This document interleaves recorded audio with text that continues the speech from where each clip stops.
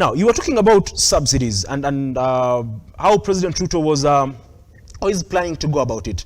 Maybe before I go to the next question, maybe can you finish up on that particular statement? Now, when the cost of living is high and out of the reach for the common citizens, a responsible government will have to do whatever it takes to ensure that life is bearable and life is livable. Now, if government is demonizing subsidies as in the manner it has, it means it is fearing to go back to subsidies, even if it is the only practical way to lower the cost of living. And that means the government will continue to stubbornly refuse to institute or introduce subsidies because it is fearing backlash, that it is going back on its decision. But then it is okay to change your mind depending on the dictates of the time. And what the government needs to do is to sober up and take in real sense the reins of government, because we're not in a campaign mode right now. We are in the actual delivery phase where citizens are expecting service delivery from the government. If the government continues to engage in rhetoric and sideshows and political maneuvers than offering leadership and practical solutions to the problems that are facing Kenyans, then Kenyans will not see it as a hope that they wish to have. So if this government wants to make Kenya take off from where it is economically, then it has to do what it must do. And when you don't have sound economic and political and administrative policies to implement your programs, your projects, your plan, then you'll just have yourself to blame. Because when you look at the plan, which is the blueprint this government guiding its implementation, when it was being launched, they talked about a lot of things, right from agriculture, right into infrastructure, into investments in industries, revival of plants and factories that have run down. But up to this point, would an independent analyst say, yes, the government is in the right trajectory? Yes, Kenyans are getting the value for their trust in this government. That subject is debatable, okay? Because look at the economic outlook of the country. Look at the numbers that have been put out there to project its growth or shrinking. Now, this comes down to how do you implement your macro and macroeconomic policies. If you don't get it right at micro level, then we will only have beautiful numbers at macro level, but the greatest suffering is with the people. When you look at Kenya National Bureau of Statistics, it reports over 70% of Kenyans rely on informal employment, meaning small businesses that start up here and there, where people get something to fend for themselves. When you analyze and look at the business environment as it is right now, it doesn't offer much relief as one would expect it to offer a great chance for these businesses to grow and thrive. We want them to grow and thrive because, number one, we want people to have better standards of living. Number two, we want people to be able to make purchases, and those purchases will attract taxes, and government will get revenue and implement its programs and plans. Number three, with improving business environment, it becomes a center of attraction to foreign direct investment, because those foreign direct investors will look at it and say, I think the business environment in Kenya is very conducive. I have my $100 billion that I want to invest in Kenya, say in the energy sector or in the transport industry or in the banking sector. And that it means we are going to have many more opportunities to grow in terms of expanding the economy, putting more people to work, and a lot of people racking in a lot of money and paying taxes and revenue, because these investments are going to attract foreign exchange. And when you look at our exports, and that is another subject altogether, when you look at the way we do our exports, these exports are the ones that also help significantly to drive the economy of any given country. So then, tea is our major export, standing at about 1 billion, like US dollars annually. What can we do to even double the numbers or even triple the numbers so that it is standing $3 billion a year? Let's look at whatever else we're exporting. Hide, the textiles, the locally manufactured goods. Can we do value addition to them? Can we incentivize these people, the private sector? Now, you had talked about the 213 billion facility that was borrowed last week. What this means is that the private sector is stifled of money because this is invested in the government bond, all right? And government is the safest borrower.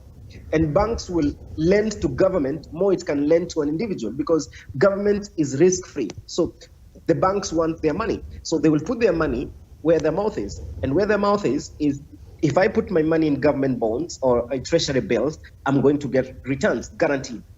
Now, if we lend it to person X, there is a possibility they could run down. There is a possibility the business could wound and they lose the money. So it's now a bad debt.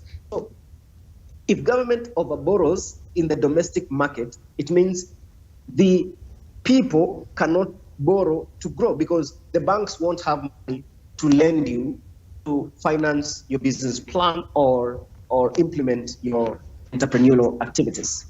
Well, Mr. Kigoli, thank you very much. By the way, the 213 billion that was borrowed is more than half of the total approved annual domestic borrowing. Now, earlier on you were talking about the spending, and the Kenya Kwanza administration has been on the spot over its spending. And earlier on in the year, somewhere around March, said he plans to create around 1 million jobs through the 250,000 houses to be constructed yearly. But begs the question, is he really trying to kill, like I said, two birds using one stone by solving the issue of housing and creating employment, or is he really just shifting goalposts from one from one promise to another? Because at the end of the day, one of the principles of governance is accountability and framework. Because the president keeps on saying, I will do this by the 1st of June. Right now, he's talking about providing motorcycles that will not be using fuel, but they will be charged. And it says it will be rolled out in September this year, September 1st. There's the gas issue. The president says the prices of gas will come down. When he was asked again, he said, no, I was not talking about the gas. I was talking about the gas cylinders, and the prices of the gas cylinders will come down this month. Now, is the president really addressing the issue, or is he just keeping on shifting the goalposts? Mr. Kigoli. I think what is becoming apparent is the fact that government engages in a lot of rhetoric and less practical. Because, as I had said earlier, a matter is as good to the extent that it is of interest to me. Because, look, they were demonizing the former regime because of borrowing. But immediately they took over the reins of government. We've seen borrowing at its highest in record, 9 months. And they actually talked about the Kazim Mtaani initiative. And they raised a lot of questions about it. Now, right now, they are talking about the housing project, okay? So the question is, how does it differentiate in terms of substance with the Kazim Mtaani? The rallying point on the housing project is to create jobs for the young people. But the question is, how many jobs are you going to create? And how long are they going to last? Yes, housing project is a good program, and it is a necessity, all right? But it doesn't mean it can only be accomplished in the 2023-2024 financial year. Now, what this government is lacking sometimes is the sincerity part, okay? So if you do not agree with this decision, don't just refuse to agree with it because it is person X moving it, okay? And you agree with it when it is your friend who is moving it. So you must be consistent. And even in the words of Nelson Mandela, a person who changes his mind depending on who he's dealing with is not worth of leading a nation. And by any chance, if they get a chance to lead a nation, the fractures and the fissures will be evident. And look, right now, you can ask anywhere you want if there is like optimism that a lot of things can change for the better. There are so many reservations out there. And this is even attested to by independent experts who agree that it doesn't look quite as it should be, you know. So what the government needs to do is to get it act together. Let them decelerate on promises because they've been promising all along. Now it is implementation. Can we see change? Can we see practical steps and decisions being taken to move this country forward?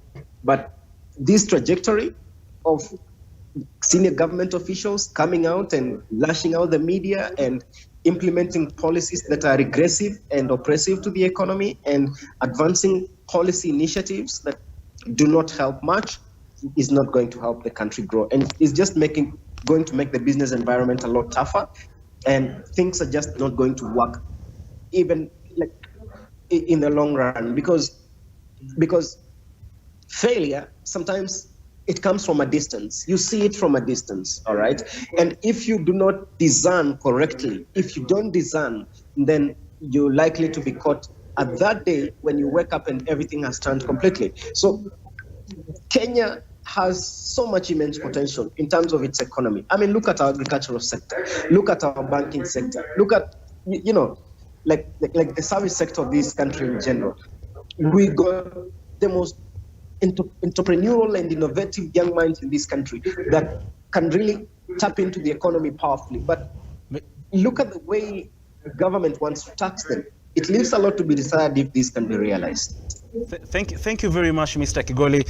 Unfortunately, time is up, but it is the hope of Kenyans that really the government can implement its agenda and get the policies right in trying to ensure that it creates an enabling environment for Kenyans to thrive, Kenyans in the public or the private sector and businesses, to at least ensure that Kenyans